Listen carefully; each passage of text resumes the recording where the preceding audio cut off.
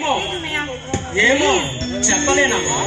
పోనయ్యా, నువ్వు ఎప్పుడు ఇంతే, నీతో నేను అసలు మాట్లాడనుకో.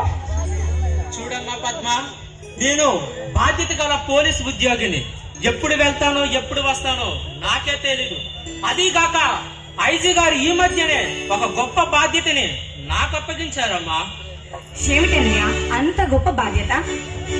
సంవత్సరాల తరబడి ఈ ప్రాంతాన్ని కొల్లగొడుతూ ఈ గ్రామ ప్రజల జీవితాలని కల్లోలో పరుచుతూ వారి ధన మన ప్రాణాలతో చెలగాటలాడుతున్న ఆ బందిపోటు దొంగ సంగ్రామ్ సింగ్ ని పట్టి అప్పగించమని ఐజీ గారి ఆర్డర్.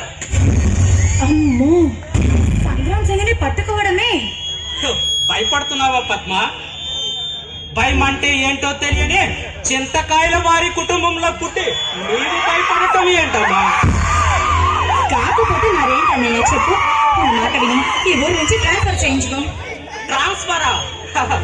ఆఫ్టర్ ఒక గుండాగాడికి భయపడి నన్ను ట్రాన్స్ఫర్ చేయించుకోమంటావా? ఎందుకు చెల్లి? ఎందుకేమిటన్నయ్య, మన క్షేమం కోసమే. క్షేమమా?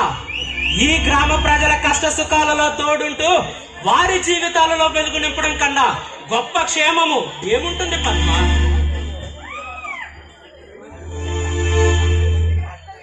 అది కాదన్నయ్య, సంగ్రామ్ సింగ్ అని వారి పేరు వినడానికి ఎంతో భయంగా ఉంది.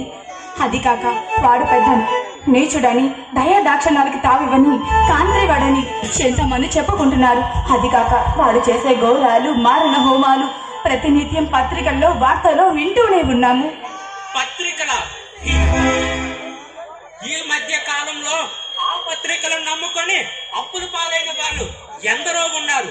అయినా గతంలో నేను చేసిన ఎన్కౌంటర్ లో రౌడీల చరిత్రని మర్చిపోయావా పద్మ? కాదన్నయ్య, చూడన్నయ్య, నిప్పు కాలుతుందని తెలిసి కూడా మనం తాకడానికి ప్రయత్నిస్తాం.